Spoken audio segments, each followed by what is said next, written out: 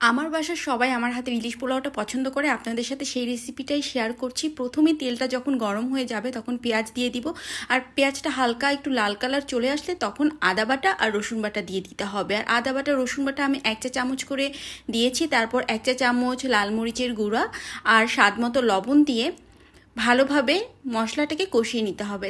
এই রান্নাতে কিন্তু হলুদ গুঁড়া আর ধনিয়া গুঁড়া অ্যাড করার দরকার নেই। তারপর আমি ইলিশ মাছগুলোকে খুব ভালোভাবে ধুয়ে নিয়েছি, এখন মশলার উপর দিয়ে দিলাম। ইলিশ মাছ থেকে প্রচুর পরিমাণে তেল বের হয়, সেটা আমরা সবাই জানি। আর এখনই কিন্তু পানি অ্যাড করব না, কারণ মাছটাকে হালকা একটু ভেজে নিব। আর ইলিশ মাছটা হালকা একটু ভেজে নিলে যেটা হয় যে ঘ্রাণটা খুব ভালো আসে। এই পর্যায়ে এখন আমি গরম পানি অ্যাড করে দিচ্ছি। আপনাদের মনে হতে পারে গরম পানি কেন কেন নর্মাল পানি না? তো আপনারা ইচ্ছা করলে নর্মাল পানিও অ্যাড করতে পারেন, তবে আমি বলবো সবসময় রান্না গরম পানি দিয়ে করারই ট্রাই করবেন, এতে করে স্বাদটাও ভালো থাকে আর কুকিং প্রসেসটাও ঠিকঠাক থাকে। তো তারপর আমি এখন কাঁচামরিচ অ্যাড করে দিলাম। আর এই পর্যায়ে আমি পোলাও রান্না করব, যেহেতু পোলাও রান্নার আগে আমি বেরেস্তাটা করে নিচ্ছি।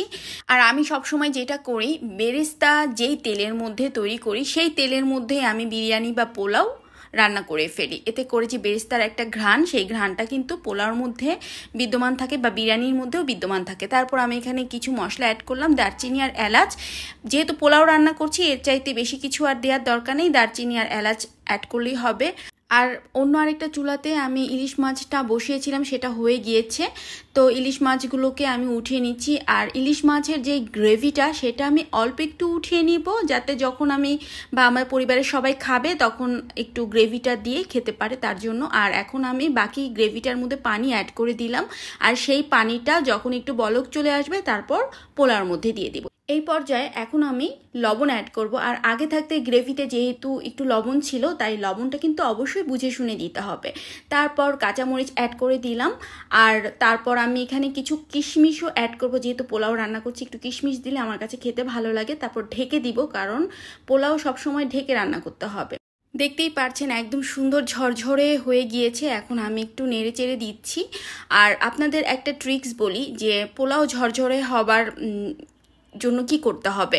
তো প্রথমেই যখন পানিটা অ্যাড করবেন তখন চুলাটা কিন্তু মিডিয়ামের থেকে আরেকটু বেশি আঁচে থাকবে।